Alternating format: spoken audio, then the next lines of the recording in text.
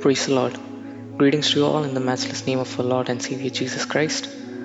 I thank the Lord for giving me this opportunity to share God's word with you. In this video, I would like to share with you on the topic faith over fear. Now, fear is a strong, uncontrollable, and an unpleasant emotion. When we look up the meaning of fear, it says to be afraid of someone or something as likely to be dangerous, painful, or harmful. Another thing about fear is it can take control of our life and it can rule our life beyond our imagination. Now, fear in our life can be due to different reasons. It can be due to the imperfections of the past or the problems you face today, or maybe the uncertainties of tomorrow. Now, this in a way can change the way we see things or perceive or believe things to happen. But what I want to talk to you today is to have a faith that outrules or overcomes this kind of fear, a faith which can rule over the fear and take control of your life. Amen. But when I say this, there are a series of questions that arise in our minds, like why do we need to have faith, or what kind of faith does it take for me to overcome this fear, or how can I achieve this level of faith so that I can have a successful life? To answer a few of those questions, firstly, I would like to turn your attention to the scripture in the book of Mark, chapter 9, verses 23. In this chapter, we find a distraught father had come to ask Jesus to heal his son. All Christ's disciples had been given the power and authority to heal the sick and cast out demons. But when they attempted to heal this man's son, they failed miserably. Not only did they question God's power to heal in their own hesitant heart, but undermined the faith of this anguished man, causing him to doubt Christ's ability to heal. Reading down the scripture, we find that this man out of the crowd approached Christ and he says, "Teacher, I brought my son to you. He has a spirit that makes him unable to speak. It seizes him. He has convulsions. It throws him down. He foams at the mouth, grinds his teeth, and becomes rigid. So I asked your disciples to drive it out, but they couldn't." Seeing and witnessing all of these happening to his son, the man started to have a faltering faith in Christ Jesus. He might have even started to believe that there is no turning back, there's no way I'm going to get my son back. My dear brethren, don't we also often in our lives see the problems ahead of us bigger than the God who has created us? Don't we also let fear override our faith in Christ Jesus?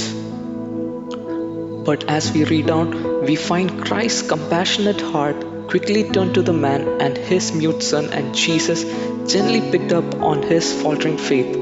Jesus asked him, "If you can believe, all things are possible to him who believes." It was not Christ's ability to heal that was in question, for he created all things and by him all things hold together. It was the man's faith in Christ that had been severely impacted. It was his faith that Jesus needed to restore. But by God's grace, he was able to cry out to the Lord, saying, "Lord, I believe, help my unbelief." And he was rewarded with a son who was healed and a faith that was increased. Now, faith sets no limit on God's ability for the one who is ready and willing to trust him in all things. You just have to submit to his will and not permit mountainous problems or seemingly impossible situations to influence your faith in God's ability. And the ones who will witness great things in their lives are the people who are willing to have a faith that will never falter in Christ Jesus. Jesus is the same yesterday, today, and forever, and his ability to heal the brokenhearted, cast out demons, set the captive free, make the lame to walk, the deaf to hear, dumb to speak has never diminished over time. For as Jeremiah reminds us, nothing is too difficult for you through Christ. So, one of the main reasons to have faith is because, as Mark 9 verses 23 says, all things are possible to him who believes.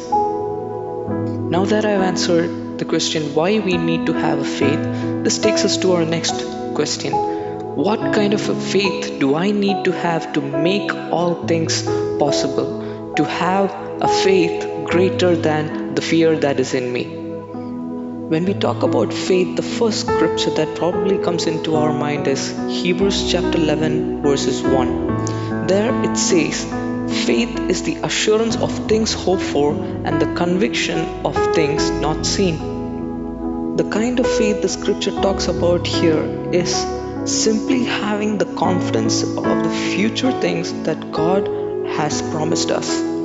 This is the faith that unquestioningly takes God at His word, knowing that all He has promised to us in Christ is more secure than anything in this world.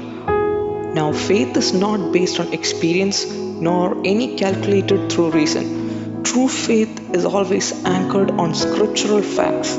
It is beyond the man's intellect and cannot be understood through reasoning or discovered through any scientific proof. It has nothing to do with personal opinion or impressions. Once a man said, having such a kind of faith is beyond the dimension of human thought because it is the substance of facts that are conceived in the mind of God. And when you have an eye of faith, you will be able to see beyond your present reality and beyond your problems, and you will be able to realize what God can do for you in your life in the midst of all your problems.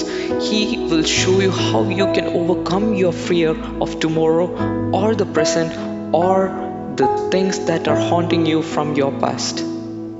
But the next question is, how can one have such a kind of faith? For that, let me turn your attention to Romans chapter 10 verses 17. There we read, so faith comes from hearing and hearing through the word of Christ. So yes, a large part of your faith comes from learning, believing, listening and acting out on the words in the Bible. The deeper you dive into the word of the Lord, the deeper your faith will grow. Now, the way that one can increase their faith in someone who is dead in their sins and at enmity with their Creator is by having peace with God and reconciliation with our Heavenly Father through the blood of Jesus Christ, which cleanses us from all sins. I believe that only if we are in a good relationship with God, or only if once we are reconciled with our Lord Jesus Christ, we will be able to increase our faith in Him. And we can be reconciled to Him only through confessing our sins and believing that He died for our sins on the cross and He shed His blood to cleanse our sins. So once you have confessed your sins and you have received the forgiveness from the Lord, you will be able to have a close relationship with God, which in turn will be able to increase your faith in Him and believe Him in every step of your life. With this increased faith, you will be able to look at your problems of tomorrow or the problems that you're facing today or the things that are haunting you from the past, and you will be able to look at its face and say, I have overcome you through the faith I have in my Christ Jesus. Amen. Hallelujah. I would like to end this message by saying one of the quotes that I read from a book. It says, I will do today what you won't, so that I can do tomorrow what you can't. My dear brethren who are listening to me, I urge you to have a faith in Christ today, so that you will be able to do the things what many others might not be able to do tomorrow. Maybe you might not have a better opportunity than right now. So don't try to test your luck or take any chances. Rather, try to humble yourselves in the presence of the Lord wherever you are and pray to God. Ask for His forgiveness. Ask for a reconciliation back with the Lord Jesus Christ. And ask Him to increase your faith in Christ Jesus. May the Lord bless us all with this message. Amen.